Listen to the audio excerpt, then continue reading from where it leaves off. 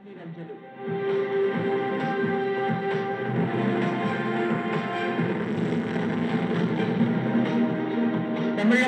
புதிய முதலமைச்சராக பதவியேற்றார் ஓ பன்னீர்செல்வம்.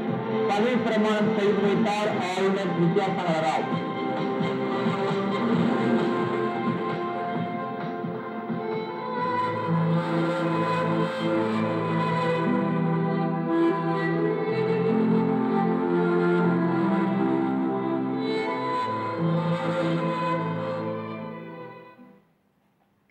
உடல்நலக்குறைவால் சென்னை அப்போலோ மருத்துவமனையில் அனுமதிக்கப்பட்டிருந்த முதலமைச்சர் ஜெயலலிதா சிகிச்சை பலனின்றி காலமானார்.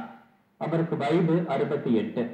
நீர்ச்சத்து குறைவு, காய்ச்சல் காரணமாக கடந்த செப்டம்பர் 22ஆம் தேதி முதலமைச்சர் ஜெயலலிதா சென்னை அப்போலோ மருத்துவமனையில் அனுமதிக்கப்பட்டார். மருத்துவ நிபுணர்கள் அவருக்கு தொடர்ந்து சிகிச்சை அளித்து வந்த நிலையில் உடல்நிலையில் முன்னேற்றம் ஏற்பட்டது. விரைவில் வீடு திரும்புவார் என்று எதிர்பார்த்த நிலையில் நேற்று முன்தினம் திடீரென்று மாரடைப்பு ஏற்பட்டது. இதையடுத்து தீவிர சிகிச்சை பிரிவில் அனுமதிக்கப்பட்ட முதலமைச்சருக்கு மருத்துவர்கள் தொடர்ந்து சிகிச்சை அளித்தனர். இன்று அதிகாலை சிறிய அறுவை சிகிச்சையும் மேற்கொள்ளப்பட்டது. எக்மோ கருவி மூலம் அவருக்கு சிகிச்சை அளிக்கப்பட்டாலும் உடல்நிலையில் தொடர்ந்து பின்னடைவு ஏற்பட்டது. இதை அப்போலோ நிர்வாகமும் லண்டன் மருத்துவர் ரிச்சர்ட் டீலேவும் உறுதி செய்தனர்.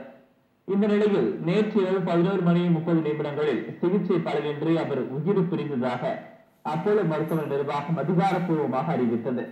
முதலமைச்சரின் மறைவு செய்தி தமிழகத்தை பெரும் சோகத்தில் ஆழ்த்தியுள்ளது. அசம்பாவிதங்களை தடுக்க துணை ராணுவ படையினர் மற்றும் காவல்துறையினர் ரோந்து பணியில் ஈடுபட்டு வருகின்றனர்.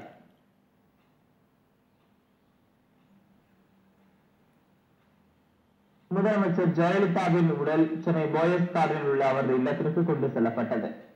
உடல்நலக் குறைவு காரணமாக சென்னை அப்போலோ மருத்துவமனையில் அனுமதிக்கப்பட்டிருந்த முதலமைச்சர் ஜெயலலிதா